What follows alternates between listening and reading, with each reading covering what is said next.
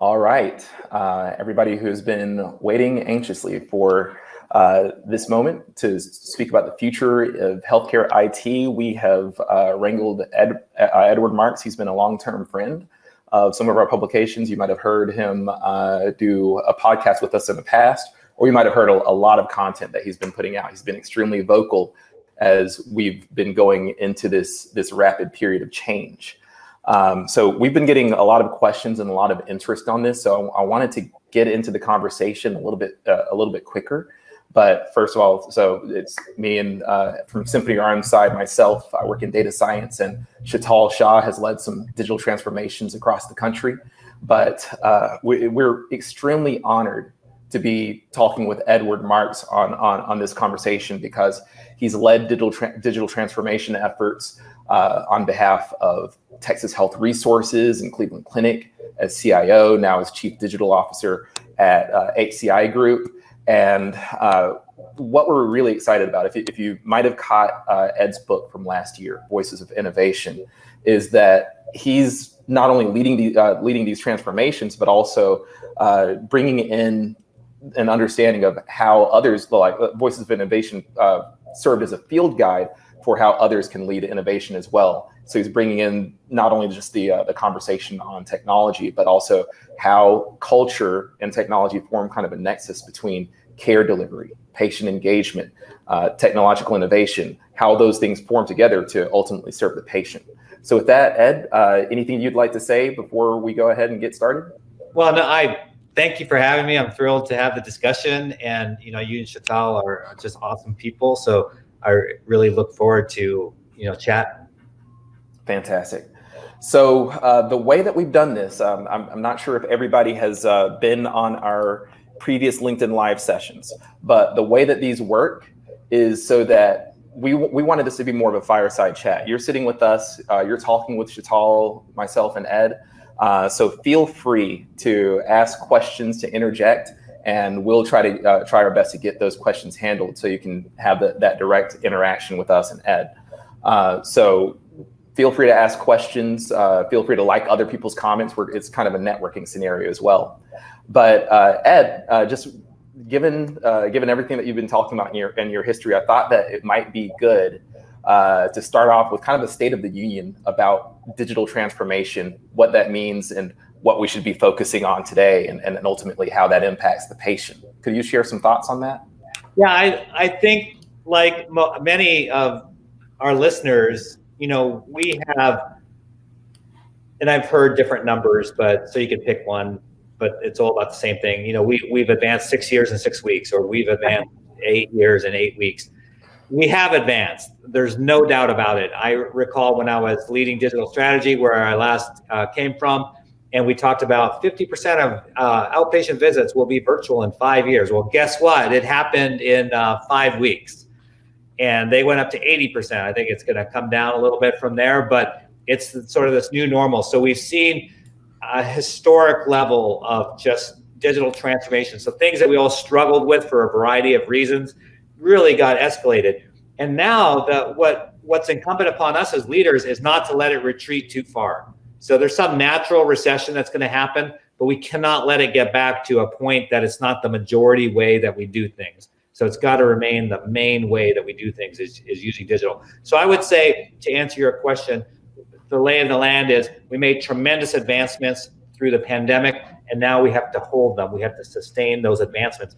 Don't let down your guard, just like we shouldn't with the pandemic itself. Do not lay down your guard with digital transformation. Keep pushing, because all we've done, if you think about this in healthcare, is gotten to where everyone else already is. Yep. Right? Other industries, way advanced, and we just caught up. So don't think that we're like superstars here. All we did was catch up to the rest of the world. And now we got to maintain it and keep pushing higher. And Sheetal, do you have any additional thoughts? Yeah, I was going to ask Ed, do you think that momentum that's come out of this, right?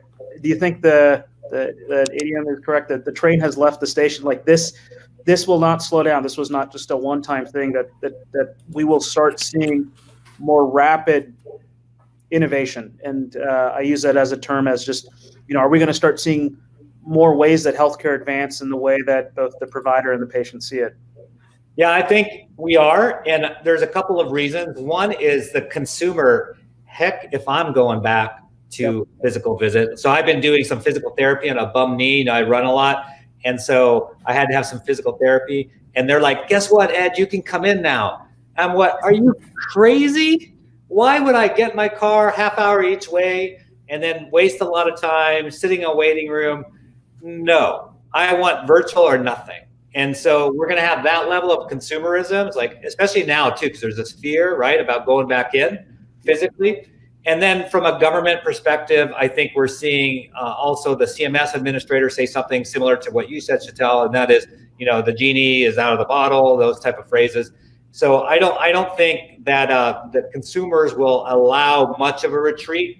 I'm afraid. I think the biggest danger is ourselves allowing sort of this retreat to happen. So we have to keep pushing, us as leaders, keep pushing, listen to the customer, what they want, what they need, and then go from there. Ed, I'm really curious too, just based on, especially you wrote an article recently that spoke about your entry into your initial interest in digital transformation, beginning all the way back from the early 90s, 1993. And based on that, I'm really curious about, we've talked about how the consumer doesn't want to go back and how healthcare shouldn't go back. We shouldn't be giving up on the ground that we gained.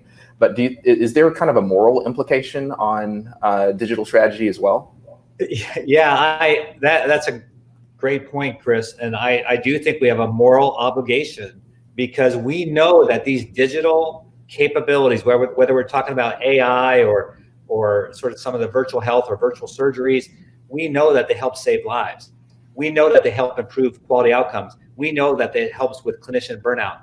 We know that it increases customer satisfaction. We cannot, therefore, from a moral point of view, allow us to retreat. I mean, that's a very good point, because I've personally seen, like you mentioned, that my initial foray into digital health and some more recent examples, I personally know and have benefited from digital therapies, and therefore we have this moral obligation. We cannot go back. So I think, although that's a great addition to the conversation, that's another reason why we can't allow to go backwards. And kind of leaning into that too. So in that you mentioned a host of technologies, virtual health, but you also mentioned AI. And I know there's been a lot of talk about that, and when you talk about AI, there's all kinds of different implications and implementations, ways to approach it, and purposes to approach it. I'm wondering, like in this next round that we're seeing, what are some of the conversations that you've heard around AI, or what do you see? How do you see AI playing a role given the current round of efforts and change that we have right now? Yeah, so AI is going to be, we're on the hype cycle for a lot of different things, but I think we're finally, I forget exactly how it goes, but I think we kind of went through disillusionment a little bit. I think now we're ready to pop. Obviously, there's been great examples of us using AI in the past, but I'm talking as a general emphasis in the industry. And I've seen it multiple ways. One is just from a pure clinical outcomes point of view. And there's all sorts of studies like this. I'm just more familiar with the ones where I came from. And, whether it's photon therapy or other radiation oncology therapies, where in the past you would have a tumor and we would just, flood your body with all this radiation, and with the hopes, I think we had about a 50% chance that we would get, the tumor we wanted. But through AI, we were able to get that from 50% to 95%. I mean, that's just one simple example. The other one, though, is really, because we've been talking a lot about customers and patients and consumerism, is really how do we use AI to really get to know our patients and what they want and what's the best therapies for them. So not just from an experience point of view in terms of ease of access, ease of interaction and communication collaboration, but also the clinical efficacy. So I think AI is going to be I don't want to pontificate like one of these futurists, but just from what I've seen from a practical basis, I think AI now is ready to go into that mainstream, and we're going to see a lot of dramatic change. Those are two powerful examples. So the first example focused on delivery inside the four walls of the hospital, but then the second example focused on knowing who you are and maintaining that communication outside of just being within the four walls. So Sheetal, I'm wondering if you had any additional thoughts on that and like the various ways. Yeah, I mean, I think the concept of AI is here. It has to be. We can't expect healthcare organizations to take on more risk. That is, providers have to do more to manage their panels without burdening them to a point where technology has to step in. I think I've said it before. It's time for technology to start working for providers versus the other way around. And we look at the encounter-based approach, right? That there's roles of technology within the encounter, but if I'm managing a relationship, a human, and responsible for their care, and I've taken risk from a value-based care contract or the like, we have to be able to inform and be proactive and engage that person, that patient, between visits. That's where most of the time is spent by humans. It's not largely spent inside of a visit. So I personally feel like that's sort of the next frontier. And in many ways, I think my personal passion is how do we help providers scale into this without burdening their day even further. And so I'm actually curious, Ed, if you see that, and then are you starting to see AI just being used broadly in boardrooms? I mean, you sat at one of the most prestigious healthcare organizations, and now you're leading change across many in your new role. I'm curious to know, like, how does AI sound in the boardroom? Yeah, I think there's a lot of early interest, and again, some early examples of success, like the radiation oncology example I gave, and I could rattle off, a few other clinical ones, and I think now we're ready to go sort of mainstream. But and also when it comes to the patient and the patient experience, is we still treat patients the same as everyone else. We don't leverage AI to first you make sure that we have all the sources of data that we need on patients, and then utilize AI to figure out what are their preferences based on where they live and their zip code and their medical history and what are their preferences. So how do we know how to target them in the language, in the way that they want to be targeted? So, I'm better giving non-healthcare examples than I am healthcare examples. But, we want to be known. And then not only is there this moral obligation we talked about, but also if you think about it from a selfish point of view as a health system, you want to differentiate yourself. And AI is a great way of differentiating yourself with your patient experience and your clinician experience, what Chris was saying earlier about burnout. So it's really imperative that we take all this data. So I think we have the data, but we haven't been smart about it. And now we need to bring the data together, and utilizing AI, we can really make a difference in the experience that people have. And as we know, the outcomes will be better, because when you give the patients the experience they want, they become more engaged, and a more engaged patient has better outcomes typically. That leads to kind of a next question here is, like, you laid out that, hey, we have the data, it's available, and there's different technology that's out there available, including AI, to help make use of the data.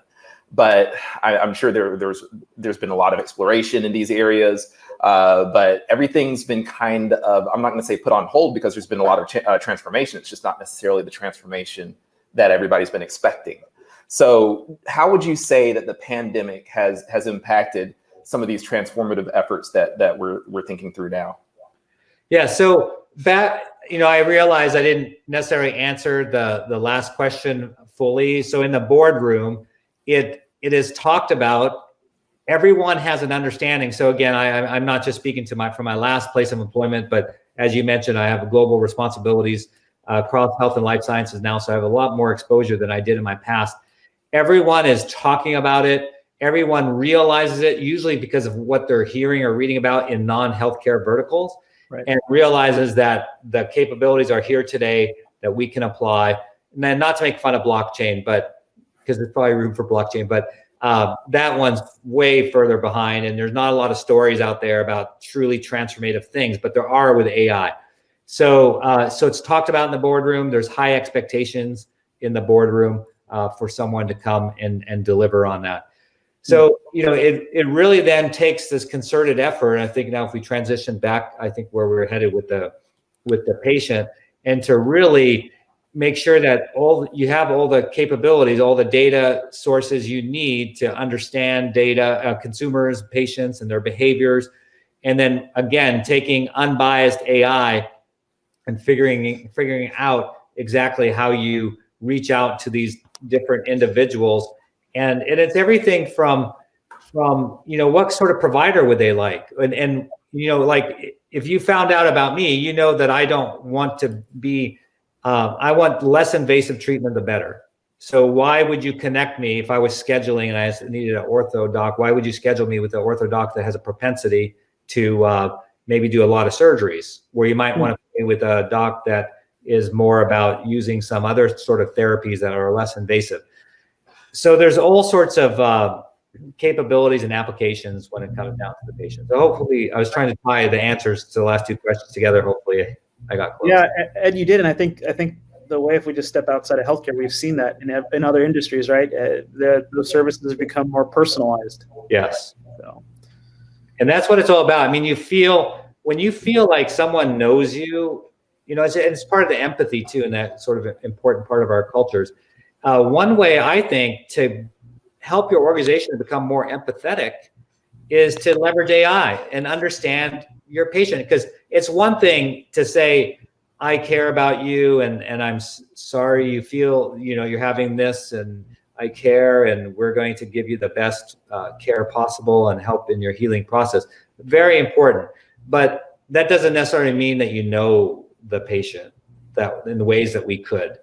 And so that's why I just highly recommend the use of AI and drilling down and figuring out what are the best ways and preferences. If you look at advertisement on Facebook and Instagram, that's a great example of, it may be annoying and you don't want to become annoying, but that's a great example of targeted, based on AI, targeted, hey, they know me. I mean, how did they know that, because I'm a triathlete, that I was interested in this new bike that's coming out? But you can see the power of it in those examples. Yeah, and honestly, the calling is higher in healthcare. Going back to the moral conversation that you had a little bit earlier, with previous methods of outreach, without having an understanding of the data behind each individual, you'd have outreach that's being targeted to the wrong person, which could lead to unnecessary care, or even taking tests that eventually lead to procedures that are harmful for the patient. So having an understanding of the data and the implications of that is huge in kind of an ethical responsibility as well. Yeah, and I think we've seen bad examples when that doesn't happen. I think in every health system I've ever served with, there were examples where we took some database and not understanding fully the other components of that person. We then sent them we sent to a deceased person a mailer about donating, or we sent something to a patient who had a bad experience with us about donating, and giving, and there's no need for that, because it clearly shows a lack of empathy. It clearly shows a lack of knowledge about that patient, and you forever have lost that patient or their family as a result. So you see the negative implications when you don't use AI, and rather, if you use AI, it can be very, very targeted, very specific, and very compassionate and empathetic, and changes the whole culture, and eventually your whole culture becomes wired like that. Now, when we talk about these subjects, so we've talked about digital transformation, we talked about the role that AI has to play, and some of the impacts, the good and bad, if that's not in place, or if the strategy isn't sound. I'm really curious now, because I think that a lot of people listening might find the ideas and everything like that inspirational at a global level, but then say, well, that doesn't apply to my health system, or we're not ready for that yet. So I'm curious what your thoughts are, especially having to go in from stage zero and create digital transformation. How do people get started? What are the early things that people have to do if they're in a position to drive change? And we've got an audience that includes people on the IT side, the patient engagement side. Just curious, how do people get started? Yeah, so all my answers are really predicated on whether you're at a big health system an advanced health system, maybe advanced digitally, or a small hospital.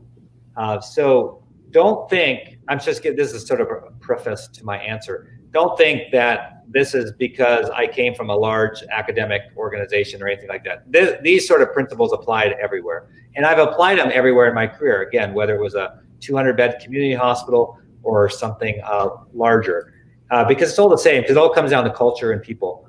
But one thing is, you just got to start. You have to be bold. You have to be a risk taker. You got to be a leader. If you're a timid leader, it's not going to work. So you just got to believe. I mean, if you believe in it, you've got to make it happen. And it goes back, not that we're going to go all on ethics and stuff, Chris, but it is an ethical responsibility and moral responsibility. I think once you have knowledge, you've got to take action. And if you don't, you're not being true to yourself, and then you're probably not going to be a very happy person. So always be true to yourself. And even if that means negative consequences somewhere else, it's for the best. Always got to have that true north. So one is, if you're wired that way, find something, start. The other thing you do is find allies. So if you try to do things by yourself, you probably won't succeed. So you find allies. So one thing I really wanted to do, now this is an example way extreme, but I'll give you a smaller example too.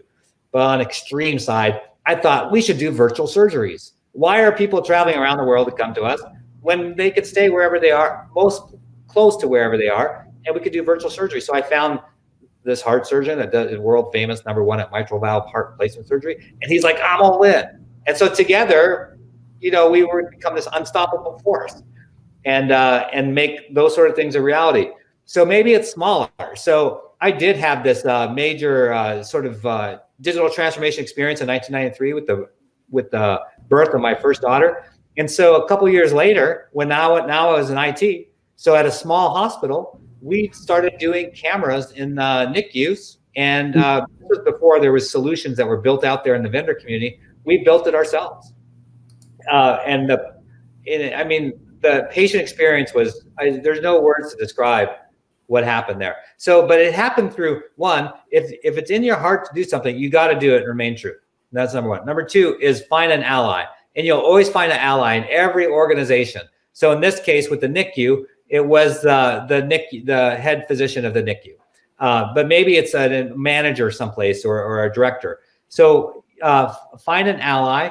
To the extent that you can, do something small that doesn't require you to have to go ask for, you don't want to come out of the gate and go, I need $10 million.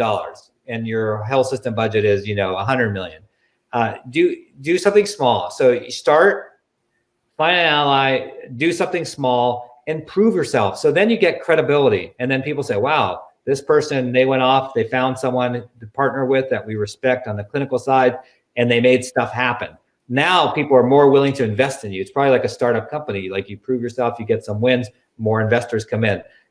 So that's important. The other thing, just two more things. So I'm really trying to be practical, is be very transparent. So you're not hiding anything. So I've been transparent to a fault. A lot of people say, Ed, you would have done better if you weren't transparent. I mean, if you weren't not as transparent. I'm like, that's fine. That's probably true. Would add less obstacles, less challenge. But you know what? It's who I am, and I have to remain true to who I am.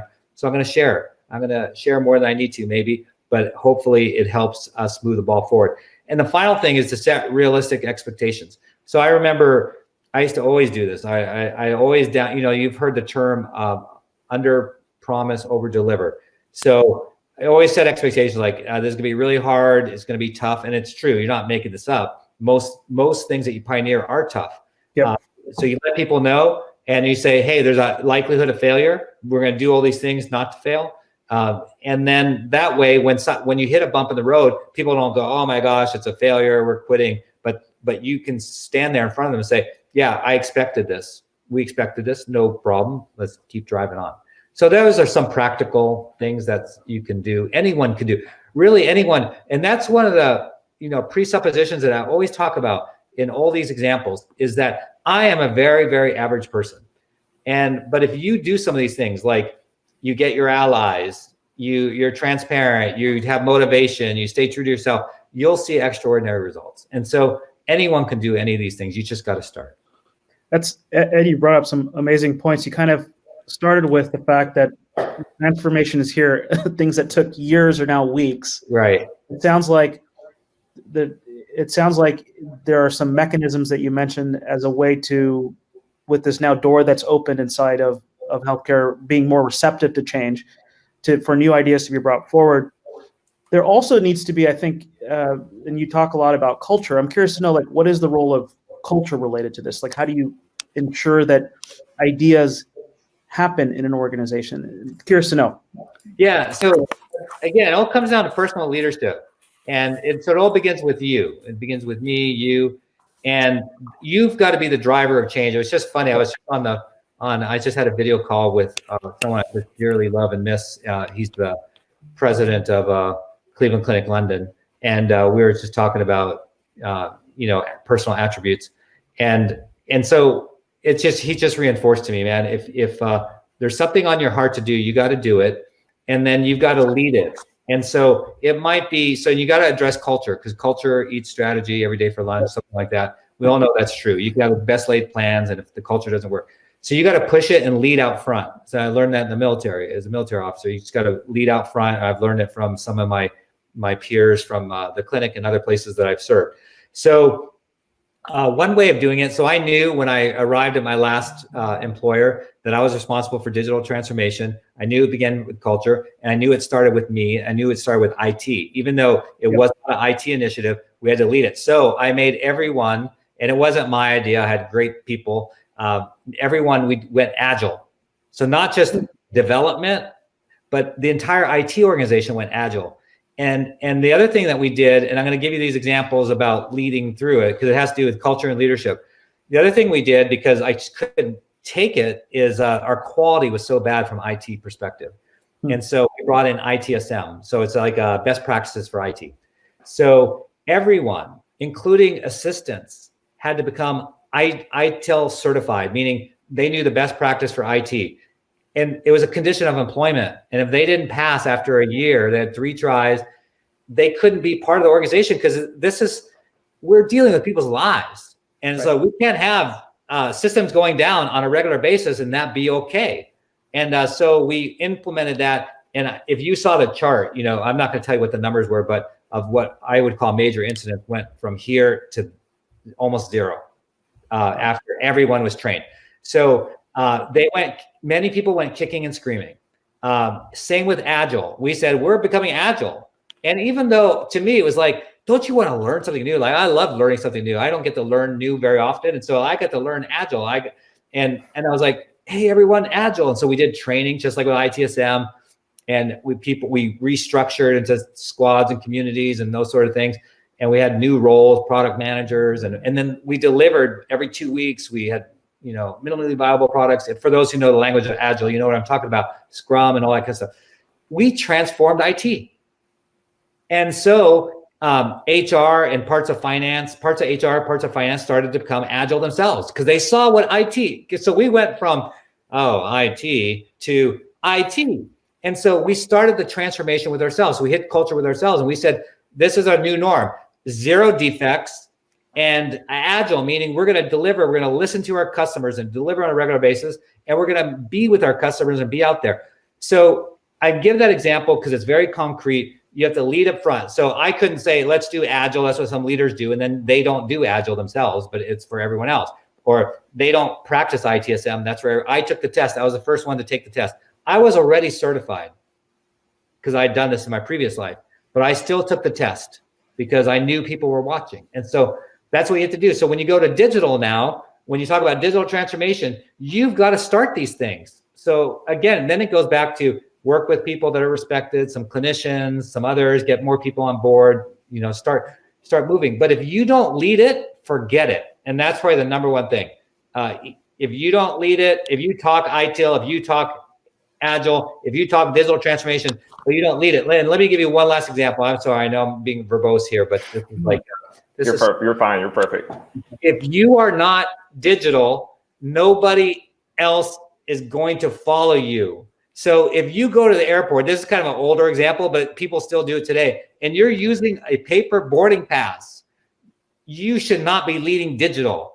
If you walk around with pen and paper all the time, you should not be doing digital. If you are not working from home on a routine basis, or doing something, taking advantage of modern technologies, you are not digital, and therefore you're not credible to lead it.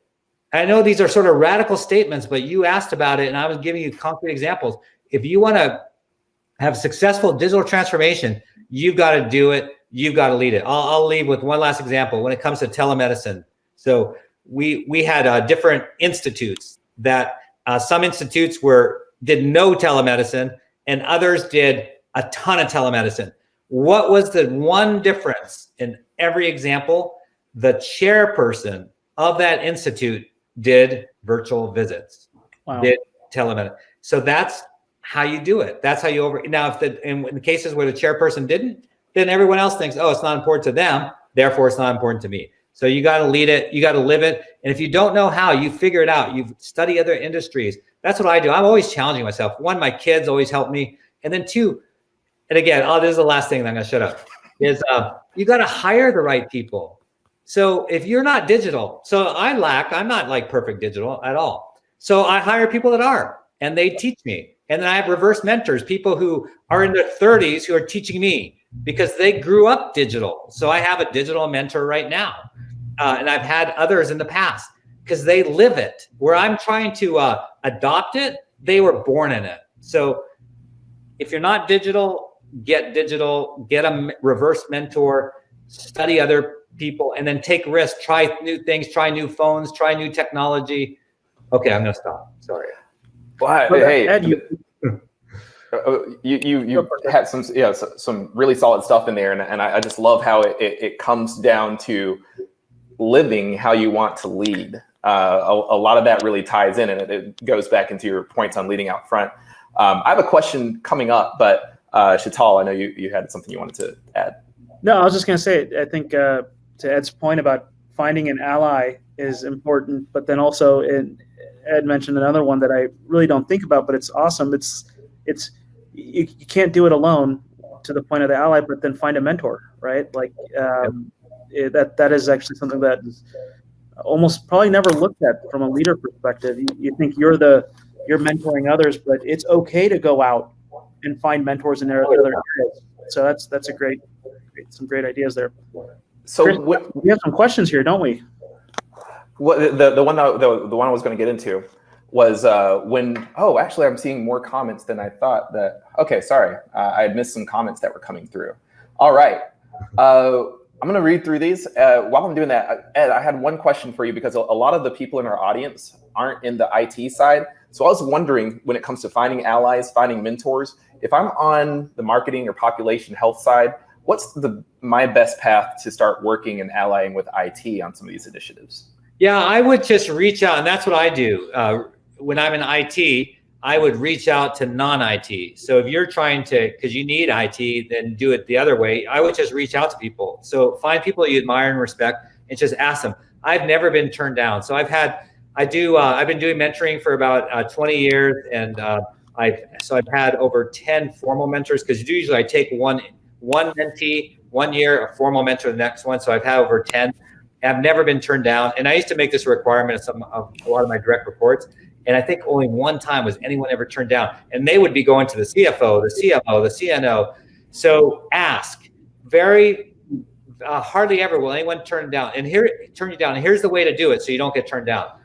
Is you tell them, look, I'm looking for a 1 year relationship, meaning 12 meetings, 45 minutes each. I will have an agenda. You do nothing. I take care of everything. I'll set the meetings. I'll reschedule them if we need to because of your calendar. I will send you what I learned, and it's easy for you. Just sit there. Never had anyone turn me down. Wow. Fantastic. So I'm going to blow that one up really big because we want to break down barriers here, and by minimizing the work that somebody else has to do to hear your agenda and what you want, that's a great way to break down the barrier. So I'm going to get into the audience questions. We've had a bunch come in, starting with John Marzano. Let's see if this shows.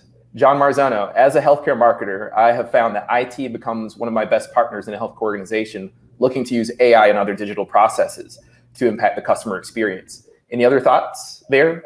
The other one I would include are patients. So some organizations have formal programs, others don't.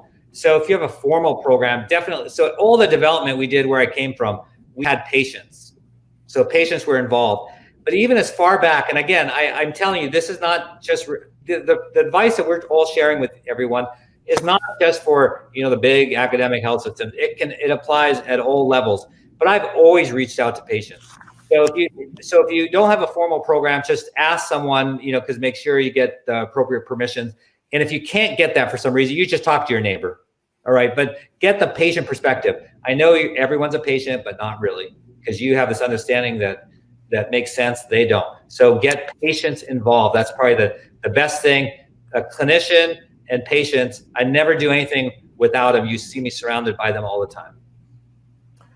All right, next is a comment, and I wanted to share this comment because you can't see all the likes and the love and the heart reactions that are coming in because you're not able to see it, but I just wanted to share that Janae is super inspired by your words here. Oh, thank you.